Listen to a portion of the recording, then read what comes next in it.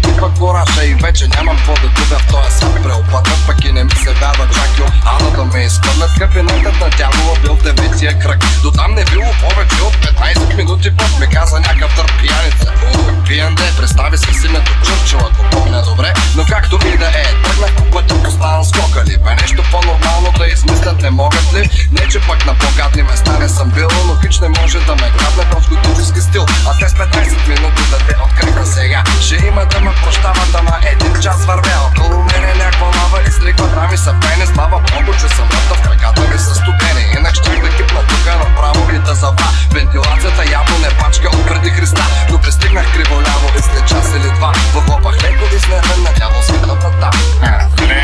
Чу се гласа на рогатия, в тона му се четеше една такава апатия. Ама то е обяснимо, заради трудния ден съм пристигнал чак в края на работния ден.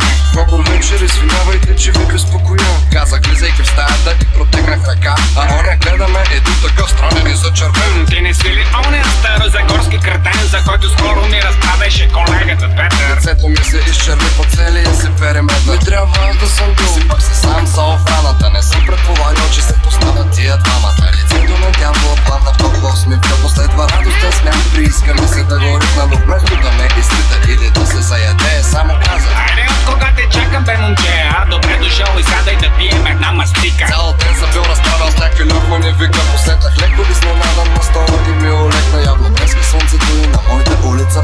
Ето сам слязох, хвана фънки е тук.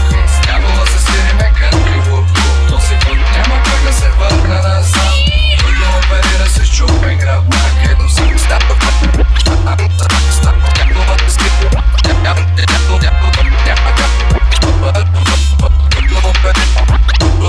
Следващата дума стика с дявола, вече бяхме на тип. Само ако знаеш, що за конспирации не разкри. Извини ме за момент, звънна ми телефона. Измъмри той, търсила го някаква медуза горгона. И доколкото разбрах, тя му е секретарка. И звъни му, щото входа до централната апка. Някакъв пиян руснак изнася речи без чувства. Той Сталин не се спря да поисква, изпрати му охраната и веднага в карцера. Само проблеми създава тоя рязан шмайзър. Затвори телефона с тия думи. Да знаеш, тук входа е пълно стъпи маймуни. Отвърнах му с поглед преизпълнен от съчувствие. Дяволе, вярно, че тая работа вкусна е, но сигурно си има и добрата страна. А той ме рече: разбира се, става и веселба, няма да забравя никога хитрет като умря. какво пък толкова? Чудих се от това. Демоните хванахме вас, дали е време. Аз така ги обрах, че още се носят легенди. Евреин ли беше? Усмихнах му се широко. Рязан пътак и то доста надълбоко. Ако знаеш колко сгръчено висеше му пишока. Явно викам Хитлера, камата е била жестока. И тъй от дума на домалата потръгна. И бутилката вече беше далече от пълна. И се пуснахме с дявола разни песни на Висоцки. Сподели ми Кавказан, нотно на Сакско-Бургоцки. Обаче изведнъж ми прималя. Образът ми се развърти и направо изгледнял. Сетих, че се издигам и стаята изчезна в дим.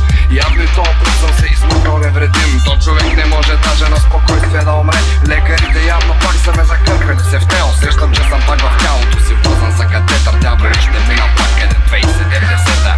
Сестра, къде си? Ти нормална ли си, ма?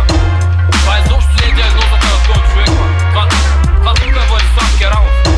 Това е диагнозата на Станислав Аврамов. Ти да пишеш, да четеш, можеш ли, ма? Нищо имаме, Христо. Ето сам слязох, хвана фънки е тук. С дявола се свириме кънтри лук-лук. Този път няма как да се върна назад. Трудно оперира се с чупен гръбнак. Ето сам слязох, хвана фънки е тук. С дявола се свириме кънтри лук-лук. Този път няма как да се върна назад. Трудно оперира се с чупен гръбнак.